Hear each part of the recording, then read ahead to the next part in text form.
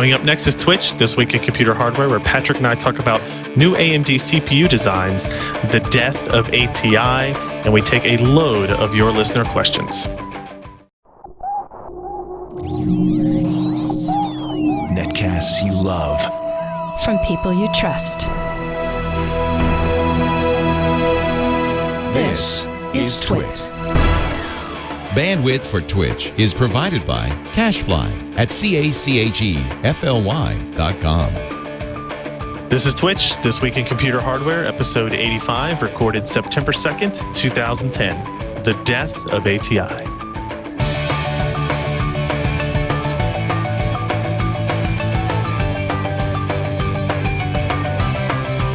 This is Twitch, This Week in Computer Hardware. I'm Ryan Shrout, joined by Patrick Norton. Hello, Patrick. Hey, Ryan, how's it going this week? Pretty good. You look like you're in a kind of an outdoorsy location today. I am not in my usual box in the darkness. Neither am I. You can tell I'm not in my usual place of really good lighting, but I'm in a kind of a darkened bedroom of a friend's house. So, hey, but we're here. We're going to talk about technology. We're going to talk about hardware. We're going to take a lot of reader questions this time around. We actually are doing a lot of emails as opposed to Twitter feeds because, as it turns out, people's problems are more complicated than 140 characters can be condensed down into that size. So, for right now, we're hoping to get a Twitch at something email address, but for now, Ryan at twit.tv is the place to send your emails if you have questions or upgrade questions or what components should I choose with this and that kind of thing. We're going to start doing a little bit more of that, as well as in addition to the key news points of the week. So I guess let's jump into a couple of things in news first, though. You know, last week we talked about Hot Chips, which is another show you really hadn't heard about, and I'm guessing, Patrick, you had not heard of the Global Foundries Technology Conference either. That is a new and exciting one for me, but it seems like AMD is whipping out another dogpile of announcements at this show. Yeah, so Global Foundries, if you don't know, is the company that resulted as of the spinoff from AMD's manufacturing capabilities. They spun off into a separate company that's now not totally independently owned. I think AMD owns like 25% of it still. But they're independent in that they have other customers than AMD now. So they had a conference in the Santa Clara era to kind of welcome new customers, show how their products and their process technologies could benefit to other customers. And you're right, what AMD was on hand, and they made, you know, not a huge product announcements necessarily. They didn't release new processors or new pricing for anything, but what they did talk about was a lot of future technologies that always kind of get hardware geeks really excited. The first was the Amd Llano APU. Now, an APU is an accelerated processing unit. It's kind of AMD's moniker for a combination CPU-GPU hybrid. As far as I can tell, the upcoming Intel Sandy Bridge is still just going to be called a processor, a CPU. I don't think they've come up with any unique marketing names yet. Not that Intel needs any help creating new marketing things for us to try to figure out and explain to everybody. But AMD has gone the route of calling it an APU, combining CPU and GPU components.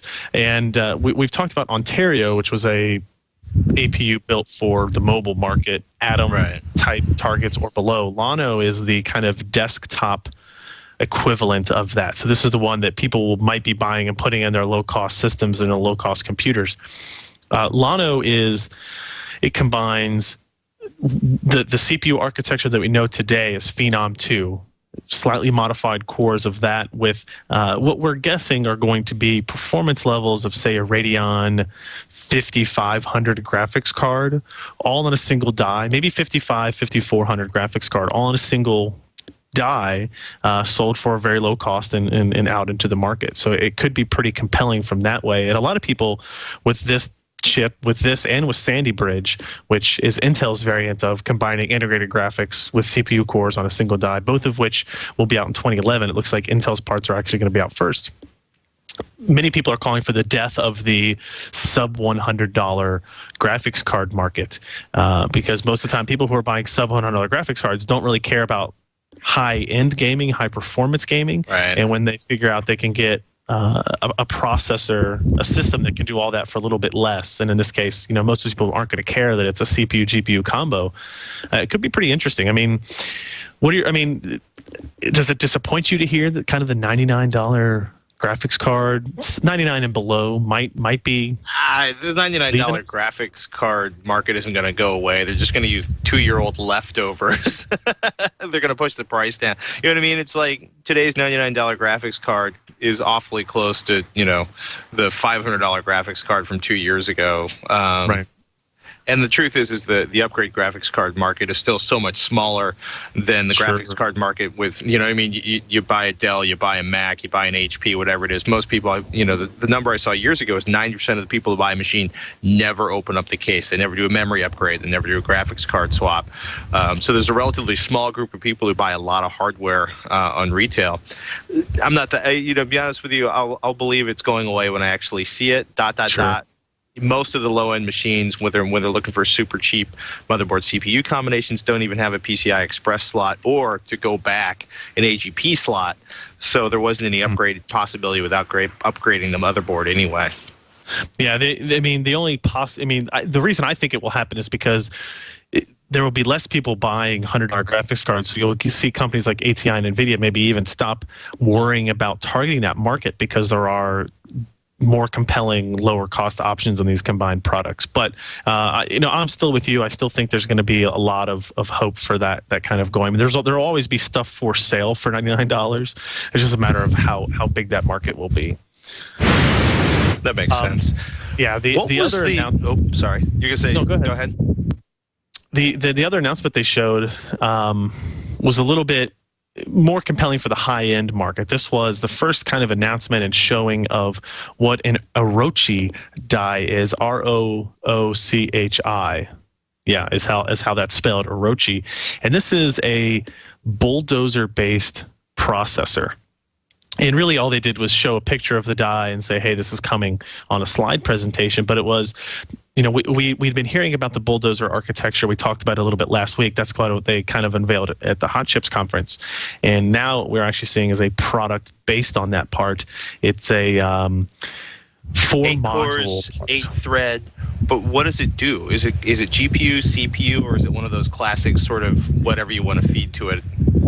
CPUs. This is a CPU only part. This is this is kind of why it's a little bit confusing, because Bulldozer is the next generation CPU architecture. Now the first products that come out with that architecture are going to be CPU only, but Llano is based on the previous or current generation processor technology, but will integrate high performance graphics earlier. So there will be Bulldozer-based APUs down the road, but when this Orochi die actually is released, I'm thinking this is going to be a March of next year type product. That it's going to be a CPU only. So I would guess at this point, since we'll have both Llano and Orochi in the market at the same time, Llano will be really going at the kind of low cost budget system because it has a somewhat underpowered CPU core compared to whatever Intel will have it at the time in Bulldozer, but it will have integrated graphics. And then this Bulldozer part will really be aimed at kind of the mainstream to higher end markets where CPU performance is more important and people are more likely to use discrete graphics cards. Interesting. That seems pretty simple. Yeah, yeah. How do you think it's going to be able to compete with what Intel's dropping on the market at that point, or are they still going to be playing catch up? It's really hard to tell. Bulldozer is their best chance at catching up. Phenom 2 is not going to catch up. Anything they do with that architecture, we pretty much can be assured now it's not going to catch up at all. If it had a chance, it would have done it already. Bulldozer has a shot. It really depends on how fast they can clock it. And honestly, we don't know a whole lot about what kind of performance the CPU is going to be like because it is a completely new architecture. We really don't know anything about it. It's integrating a really unique kind of multi-threaded capability to it. That's why I said it's 4 modules. Each module is essentially 2 cores or 2 threads, but some of those components are shared. So it's a hybrid between a quad core and an 8-core processor. So we'll have to see how that turns out. One of the things you talked about in the article was comparing Intel and AMD with the decode units inside of there. How's that actually impacting? Apparently my neighbor's car just died. Nice. I don't know if you can hear the diesel thrum. I mean, one of the things you spent a good paragraph and a half talking about the decode units and where they're going with Bulldozer versus the current Intel offerings. What's going on with the decode units and how do they impact performance? So that's one part of the shared architecture, and we really don't know how that's going to change the way that the decode works when it's going down two different threads. Because really, right now, the way Intel's hyper-threaded technology works is that it shares every single resource. So when it swaps threads, those decode units, as well as every other step in the pipeline, really change over with it. It's kind of like moving one way or the other in terms of which thread you're working on at a time. And it has registers to hold all the data for each stage, and it swaps back and forth. With this, we're really not sure. Obviously, AMD knows, and all we can do is kind of guess and estimate. But at this point, I really have not a whole lot of detail on what they're going to do with it. So, speaking of the future of AMD and ATI, ATI is dead. Yeah, it's really kind of sad, isn't it? I mean, I like it. I like the. I'm going to quote the paragraph PCPer.com. AMD claims that after doing some extensive surveys of a worldwide discrete graphics-aware audience, that's enthusiasts and/or gamers, if you want to think about it that way, they found a few interesting points that indicated permission from the community to make this move to kill off ATI and go straight AMD. AMD preference tripled when the respondent was aware of the ATI-AMD merger. The AMD brand was stronger than the ATI brand when compared to graphics competitors. Radeon and FirePro brands were already considerably known on their own. So, yeah, so they're basically, and I think this actually makes sense long term rather than having, because everything's an Intel processor. Everybody knows it's an Intel processor. Maybe AMD was deciding it's really time for us to concentrate on the core AMD brand and converting some of the enthusiasm about the graphics products into enthusiasm in a larger base on the CPU and other products. Yeah, it's interesting because it's been about 4 years since the AMD ATI merger, and honestly, I think this was something that we all thought would come sooner than this, the removal of the ATI brand, but they kept it around. It's a really well-known brand, especially with gamers and stuff like that. But like those points you rattled off, they basically said, this is a good time for us to kind of get rid of the ATI brand and really refocus everything on the name AMD. And I think, they checked for permission, so to speak, first from the community to do that. But really, this has to do with the upcoming Fusion and APU parts, where there's going to be CPU bits and GPU bits in the same chip. And what do you call that? Do you call that an AMD processor with ATI graphics technology? I sure hope not. So they wanted to really say, well, this is an AMD APU. No qualms, no debate about it. They didn't want people to say this is an AMD APU with AMD processor technology and ATI graphics technology. So, I mean, current products are going to stay ATI Radeon. When the 6000 series comes out, that will be called AMD Radeon. It's not a huge deal, really, for gamers, except those of us who will remain nostalgic about the ATI brand and that kind of thing. But, we get what we can take at this point. So, tell me what's going on with the Lucid Hydrologic Unity technology. PowerColor, the first vendor to use this. What exactly is Hydrologic? So Lucid Hydro technology, they kind of, in the last week or two, have decided they wanted to call it Hydrologics. I'm sure there's some overlap with another company that might have the term Hydra or something like that. But Hydra was a technology with the goal of creating a multi-GPU platform that could support NVIDIA cards from current, identical NVIDIA cards as well as non-identical NVIDIA cards, even from different generations. Same thing with ATI or AMD, I guess we'll have to start saying. As well as maybe to facilitate combinations of NVIDIA and AMD graphics cards in the same system working together to improve performance of a single game, which is obviously not possible with current SLI technology or Crossfire technology. And even in those cases, even if you stay inside the NVIDIA ecosystem, if you have a GTX 470 today and you want to buy a GTX 480 or a 460, you can do that, but you have to replace the graphics card, or you can put them both in the same system, but only one will be rendering at the same time, and you don't get the ability to, it kind of makes intuitive sense, right? That this is maybe what should have happened all the time. If you have a GTX 480 in your system, you've got performance of 1x. You put another GTX 480 in there, you hope you can get up to 2x. But say you put a GTX 470 in there, maybe you think you could be able to get 1.5 or 1.6x performance. But obviously that doesn't happen at all today. And Lucid's goal was to try to facilitate that, as well as the way out there chance that you might want to combine a GTX 480 with a Radeon HD 5870 or something like that. The only way you could be able... Go ahead. Oh, sorry. Go ahead. I was going to say you mentioned that the first round of sort of cards with this technology, it was kind of hit and miss. I mean, have they sort of cleaned up the performance gains at this point? I haven't tested it in a while, unfortunately, but they're telling me that they have made drastic improvements since the 1.0 revision of the driver. They're up to 1.6. That obviously a decimal point doesn't mean jack, but they have greatly expanded the game compatibility as well as the support for different graphics cards. They've introduced support for the DirectX 11 products from both AMD and NVIDIA. So they're basically up to the level of all the cards that are out today. The problem was, in order to get Lucid technology, you had to buy a specific motherboard. And these motherboards were both expensive. They were very, very limited in the number of models that were actually out. I think maybe 2 is what we're up to today.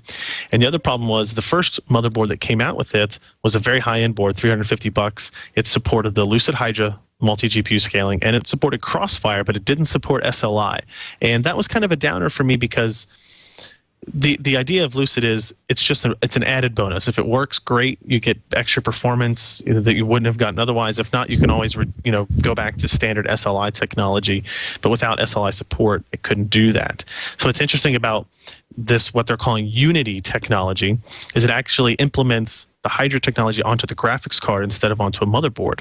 So the example we have here is there's a Power Color Radeon HD 5770 graphics card that's going to come out with a Hydra chip on it.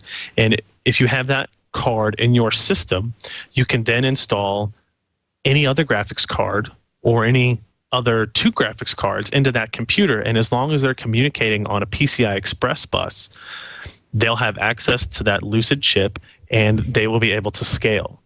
That's actually pretty cool.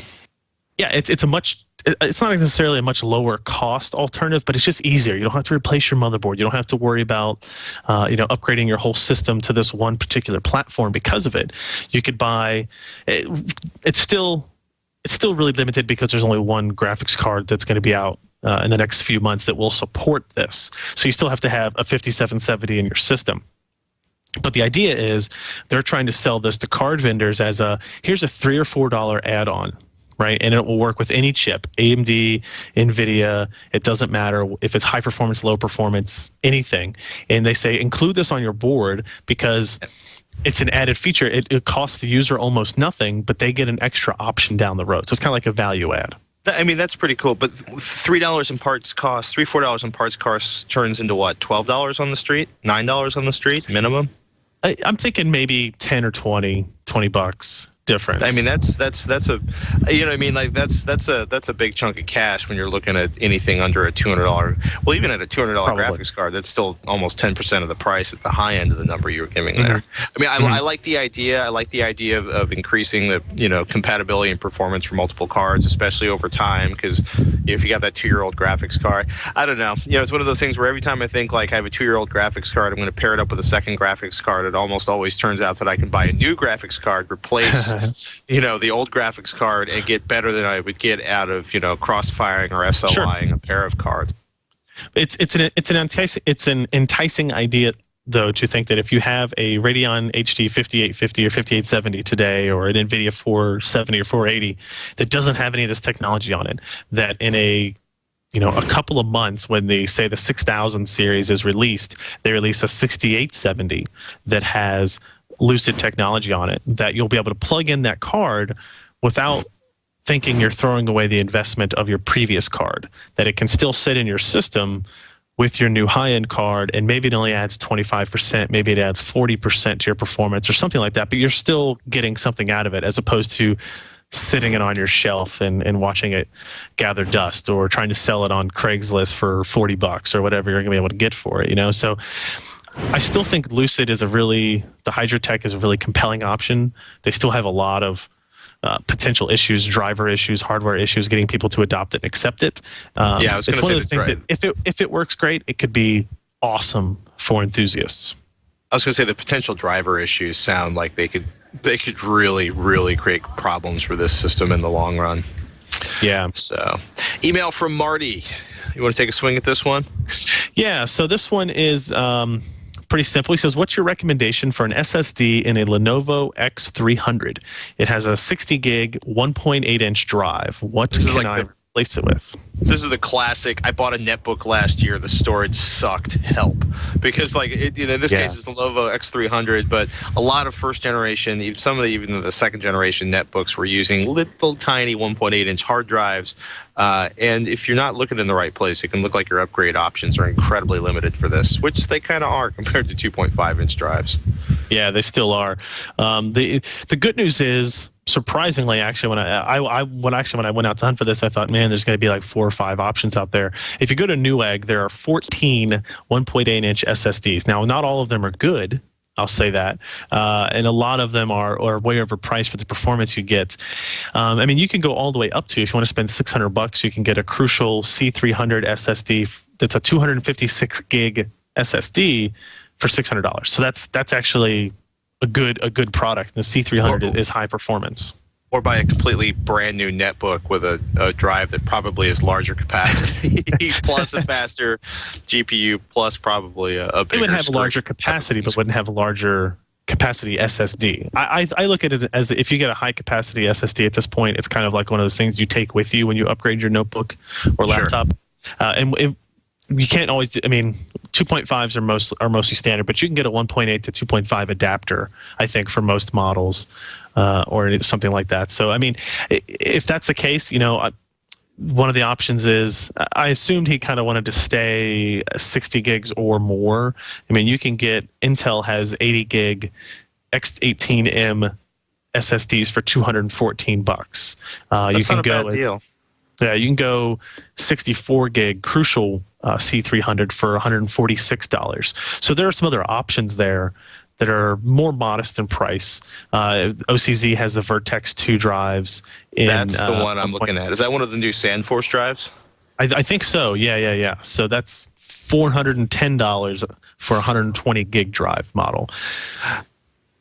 It's just, I mean, I don't mean to laugh, and I paid like $300 and change for my Intel X25N. It's just 120 gigabyte drive, $400. It still kills me. It should. I mean, I would also, one thing I'd point out is we've been talking over the last few weeks saying SSD capacities are going up because they're increasing the density on the memory chips that basically form the core of solid-state drives. They're expecting like capacities to go up considerably by Q4 this year. I wouldn't hold my breath too much in the 1.8-inch market. I think it's going to be trailing the 2.5-inch market because it's such a small customer base compared to 2.5-inch or larger SSD drives. Definitely. We've got another email for Phil, if you want to take that one, Patrick. Phil is looking for a sound card. This is a classic. I have really nice home theater speakers that attach to my PC gaming system. So he's saying, I want a sound card that has optical inputs and outputs and support 5.1 surround. What I want to use this sound card for is to connect my PS3 to my PC audio setup. Creative makes this type of card in their Sound Blaster X-Fi line, but I would like to stay away from them due to my experience with the X-Fi series not playing well with Windows 7. I'm sorry, are you talking about the fact that Creative didn't have any drivers for the X-Fi series on Windows 7 for a considerably long time after the launch? And I believe they actually have delivered drivers and reasonably solid drivers at this point, so you might not need to stray too far away from that. There's some high-end 5.1 surround cards out there. Ozentech does one. Asus Zonar does one. They have this sort of unusual RCA. It looks like an RCA jack with a giant hole in the middle of it, and it's actually a combo RCA optical SPDIF jack. Right. My concern is I haven't had a chance to play around with this. I haven't seen whether or not Windows 7 is actually smart enough to take the input off the 5.1 and reroute it to whatever it's true. Okay, that was a cruel choice of words. I don't know where the code is implemented properly in the audio system to allow the 5.1 signal, right? Because you basically take the signal in from the PS3, you decode it, and you pass it back out. Unless your speakers use a spit of optical jack, in which case you need 2 optical jacks. Maybe if you're lucky, you have one on your motherboard, and you come in through the sound card and out through the motherboard.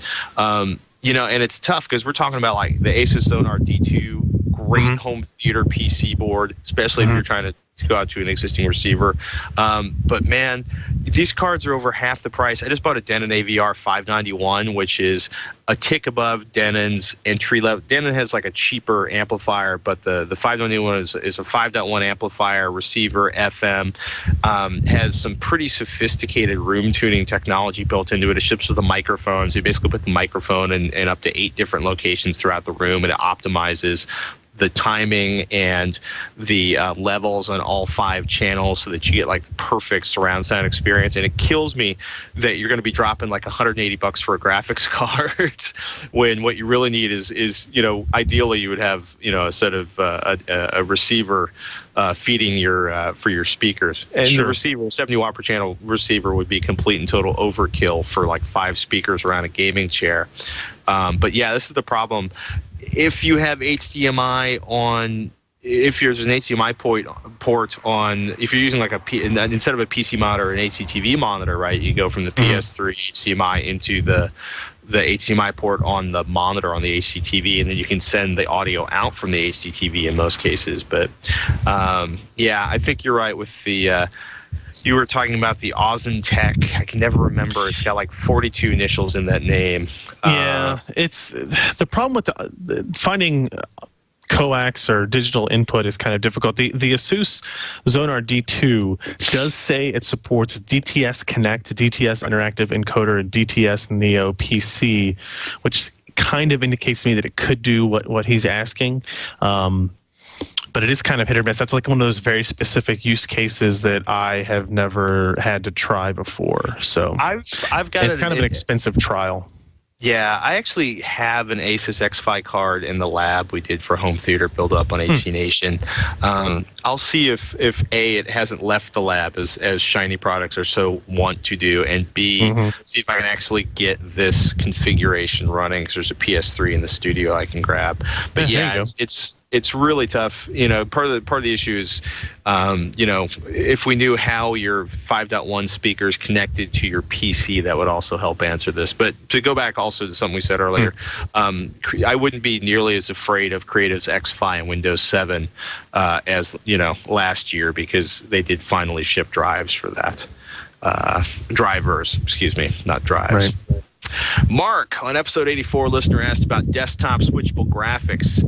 You and Ryan overlooked an option for this user. If he or she were to use a computer, this is an email from Mark, by the way, with the AMD, A7 whatever, the A780, for example, so your chipset that has an ATI Radeon 4000 or 5000 series GPU on board, as well as a PCI Express 16 slot. A lot of conditions here, Mark. Then he could use hybrid Crossfire. I'm going to throw this one directly in front of you, Ryan. Jump on this grenade.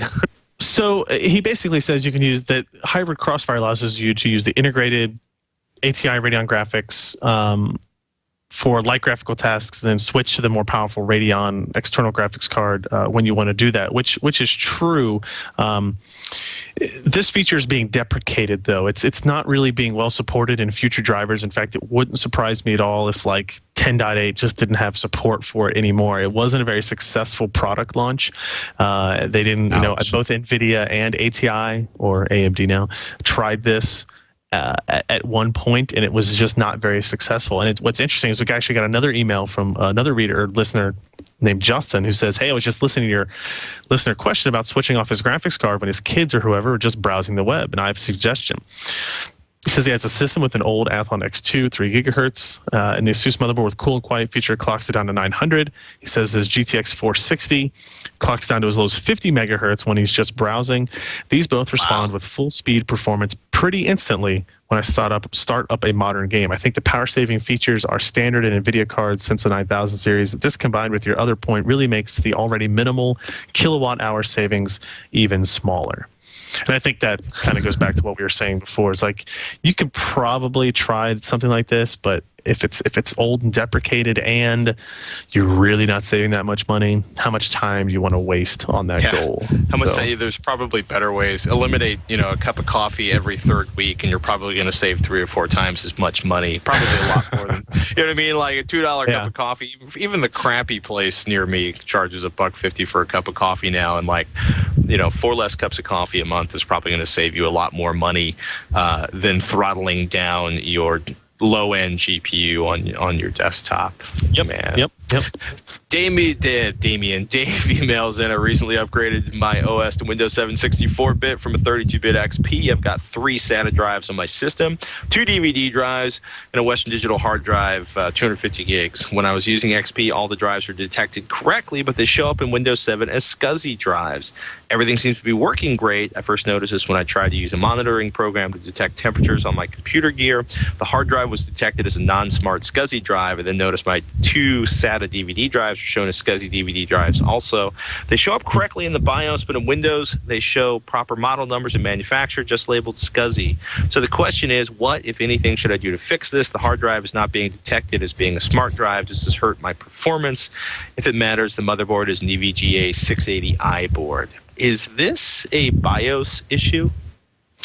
I tried to look this motherboard up, but there are like 4 different EVGA 680i motherboards, because my first thought was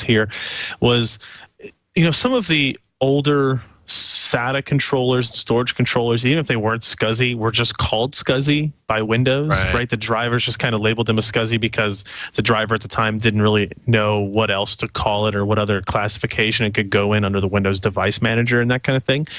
So I'm not sure if the motherboard he has, if he's using maybe a non-Southbridge based storage controller, something like from a Marvell or a J Micron or somebody else like that it might just be showing up as a SCSI drive. And I think if it's one of the early SATA 2 controllers, that they might have showed up as SCSI before Windows really had any support, or the driver itself really knew what a classification could be. I don't think it shouldn't affect him in any way that it shows up as that if everything's working.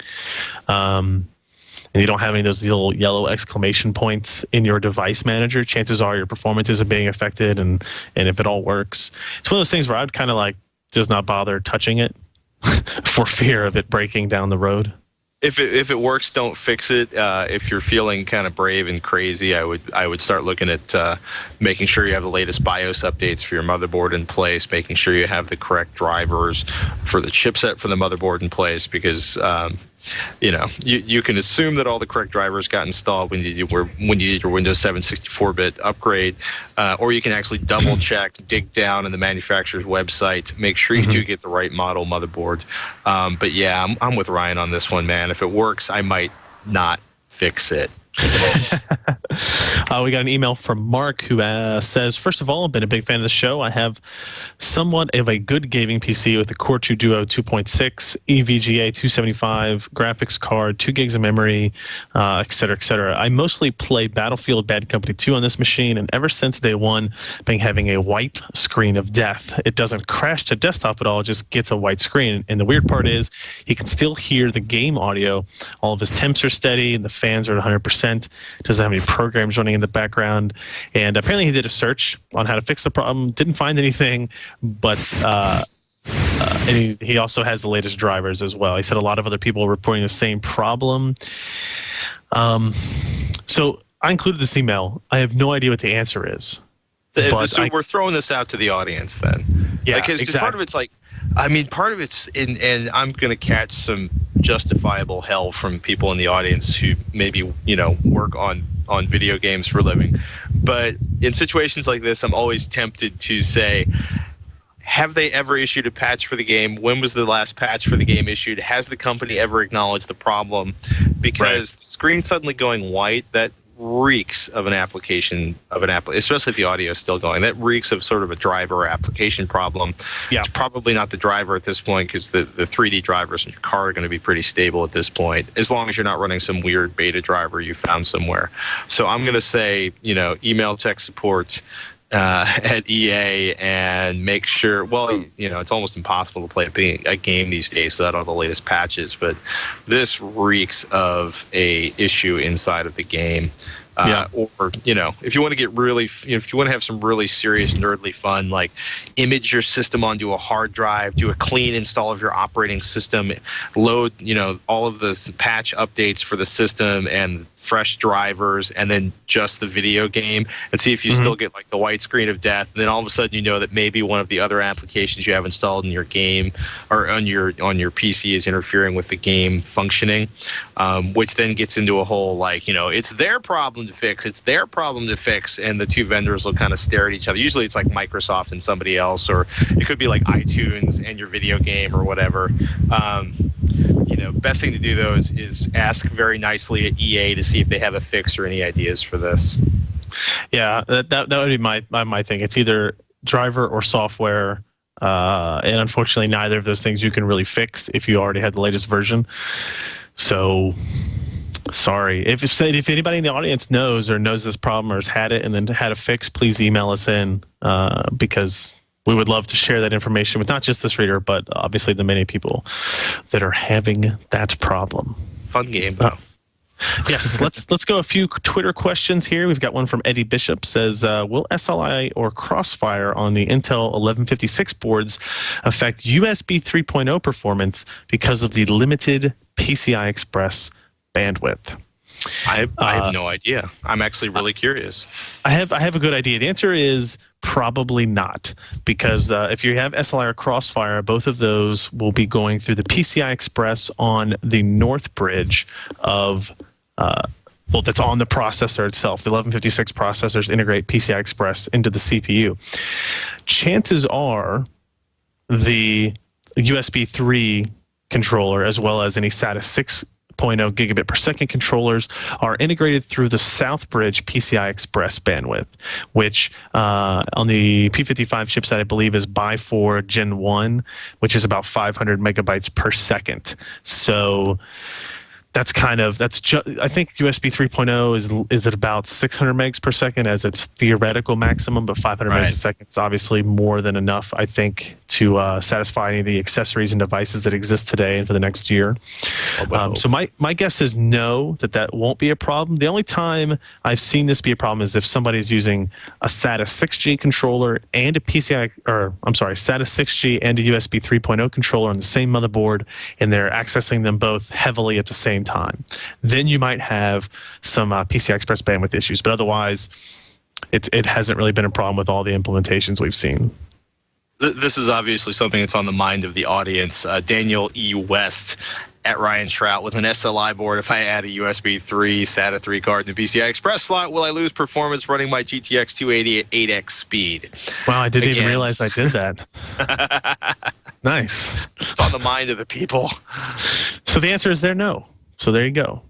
Well, actually, no, this is I guess it's a slightly different question, right? So he has an SLI, and he wants to put the PCI Express-based USB 3 SATA 6 card into that second primary slot, and therefore it will reduce it from by 16 to 2 by 8s. No, a single GTX 280, actually any single graphics card you have today will not be choked down by a move from 16 to 8x bandwidth rates. So 2 years from now, who knows? That's Zen true. Productions. Well, yeah, but let's wait until 2 years from now when we actually see like 4 terabyte graphics cards, and people are spending days downloading video game levels. Zen Productions at Ryan Shrout: from what you know now, which processor family makes you smile more, Sandy Bridge or Fusion? I'm laying my money on Sandy Bridge. Do I take this question as which name is the funniest, or do I take this as? I just assumed it was a straight performance question. Now that's an entirely different way of looking at it. Well, in which case, he meant the Bridge performance is much side. funnier than Fusion. Yeah, that definitely is. I would say gut instinct right now, still Sandy Bridge, because I know what to expect for Intel in terms of the CPU performance, and I'm hopeful on what they can do on the GPU performance. I don't think either product is really going to be an enthusiast part. It's not going to replace discrete graphics for anybody that really listens to this show on their primary system. You know, say if you have an extra system, then that's a completely different story that you don't game on, but you just need everyday stuff for. Sandy Bridge makes me smile more right now because it's going to be out sooner, and I'm going to get to play with it before the end of the year. So that's my reasoning for it. Yeah.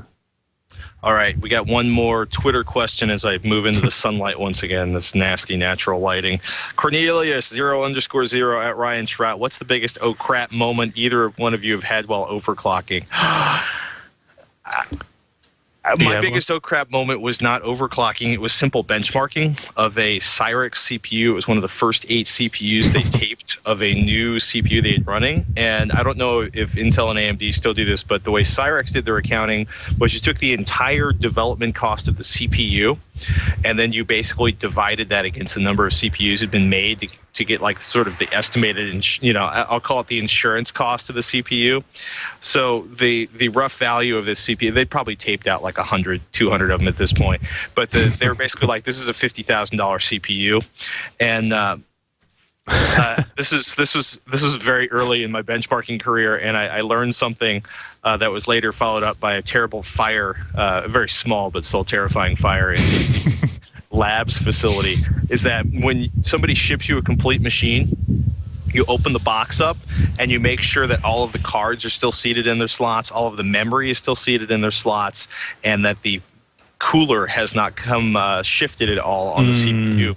Because the part overheated like 20 minutes into the first benchmark, crashed the system, and I'm like, what's going on? And I open up the case and I see the fans kind of half hanging off the CPU, and the CPU basically permanently scars my finger. It was so hot, and I'm freaked because I'm like, oh my god, I've just killed a $100,000 CPU. I'm gonna be paying this off for the rest of my life. And fortunately, it cooled down. I got the heat sink back on it. It cooled down, and ran perfectly, flawlessly, and actually was an ass kicker apart for the money at the time. So that was my biggest stuff moment. I have a somewhat similar one. It was when many years ago, the first AMD dual core parts, or no, it wasn't even dual core. It was just like the first like 1.3 gigahertz AMD Athlon Thunderbird part. And if you remember back then, the processors came with just the dies were exposed. They didn't have heat spreaders back then. Yes, and I broke 3 of those. Yes. This was my own pocket. This was a review sample that I'd gotten in that I had to work very hard to get. It was like one of the first times I'd ever gotten a sample from the company up front and this kind of thing. And 2 things happened to me. That was one of the times where they had like the film over the thermal paste that was pre-installed. Oh yeah. And I didn't remove that at first. Now I smelled the melting plastic, figured that out very quickly, cleaned it up, didn't hurt anything.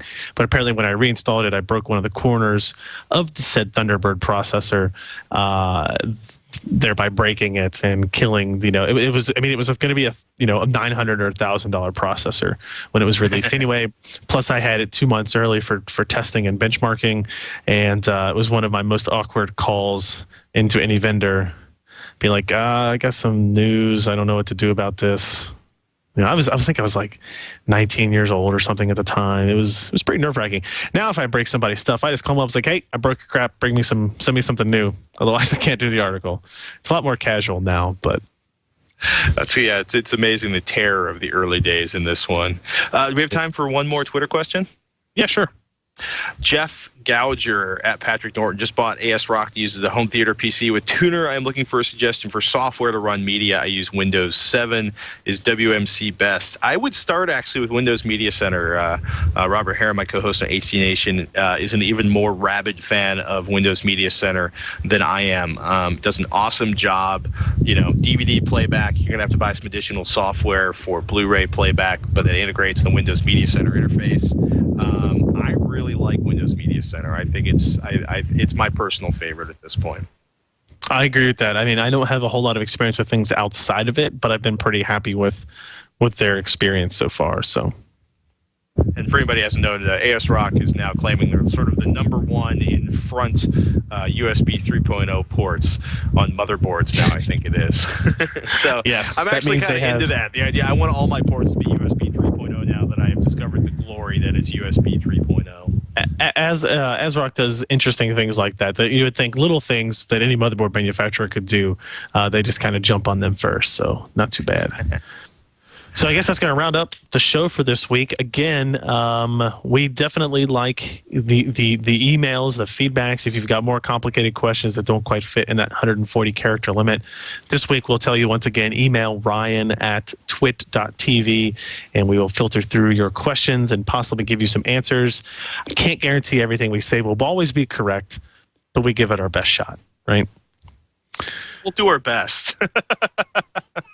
You can't ask for more than that from anybody you know. Patrick, where can we find you outside of the wonderful This Week in Computer Hardware? Techzilla.com, TEKZILLA.com is the video program I do. Well, it's basically it's Happy Geek fun with Veronica Belmont and HDNation.tv, which is the all home theater from HD PCs to Blu-ray to new releases to places to find HD content online. It's all HD and home theater gear. That's at HDNation.tv. And Mr. Shrout, where can we find you? Well, I'm in a mystery place today, but if you want to find my work, PC Perspective is the name of the website, pcper.com. We do a lot of reviews. We have a different podcast over there as well that you guys can check out, and cover all the news and hardware and goodies such as that. Hardware and technology. It's all about that good stuff. So we will see everybody next week. If you want to watch us record the show live, by the way, you can do so at live.twit.tv. We record it every Thursday at 9 p.m. Eastern, 6 p.m. Pacific. And who knows, maybe next week, Patrick and I will be at even more different locations than we are this week. And I promise I won't be outside again. Not a problem. It's like a little guessing game. You never know what you're going to get with us. So that's This Week in Computer Hardware. We thank everybody for listening.